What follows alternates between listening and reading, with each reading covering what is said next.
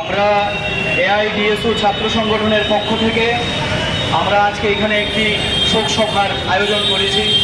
আপনারা জানেন এই বছর যে বিদ্যাজ্যোতি স্কুলগুলোতে সিবিএসই পরিচালিত যে বোর্ড, সেখানে দশম এবং দ্বাদশ শ্রেণীর যে রেজাল্ট ঘোষণা হয়েছে, সেই রেজাল্টে অত্যন্ত নিম্নমানের, যার ফলশ্রুতিতে খোয়াই জেলার যে খোয়াই ইংলিশ মিডিয়াম দ্বাদশ শ্রেণী বিদ্যালয়ের এক ছাত্র, বিজ্ঞান বিভাগের এক ছাত্র সুজয় মুন্ডা, একটি হৃদয় বিদারক ঘটনা।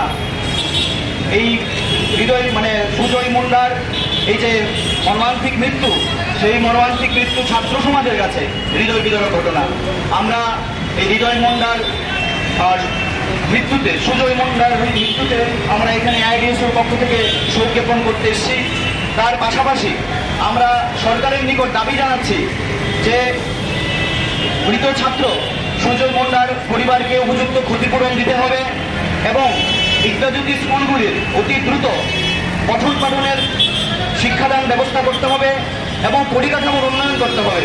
প্রথম শ্রেণী থেকেই ইংরেজি বিষয়কে গুরুত্ব সহকারে পড়াতে হবে এবং প্রত্যেকটি স্কুলে পর্যাপ্ত সংখ্যক স্থায়ী শিক্ষক নিয়োগ করতে হবে এবং সরকারি স্কুলগুলোতে যে পরিকাঠামোর যে উন্নয়নের নামে যে ফি নেওয়া হচ্ছে, সেই ফি অবিলম্বে বন্ধ করতে হবে।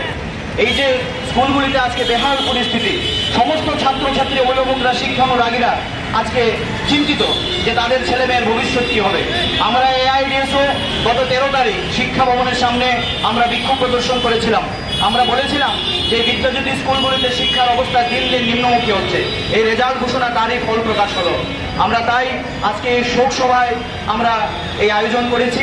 আপনাদের মাধ্যমে আমরা রাজ্যের সমস্ত ছাত্রছাত্রী, শিক্ষা অনুরাগী এবং অভিভাবকদের কাছে বলবো যে শিক্ষার মান রক্ষার্থে আপনারা এগিয়ে আসুন, দলমত নির্বিশেষে শিক্ষাকে রক্ষা করুন এবং সরকারের কাছে আমরা কঠোরভাবে দাবি জানাচ্ছি এই ধরনের শিক্ষা সংক্রান্ত ব্যাপারে কোনো ছাত্রছাত্রী আগামী দিন যেন মৃত্যুর মুখে না পতিত হয়, তার জন্য সরকারকেই সদর্থক ভূমিকা পালন করতে হবে।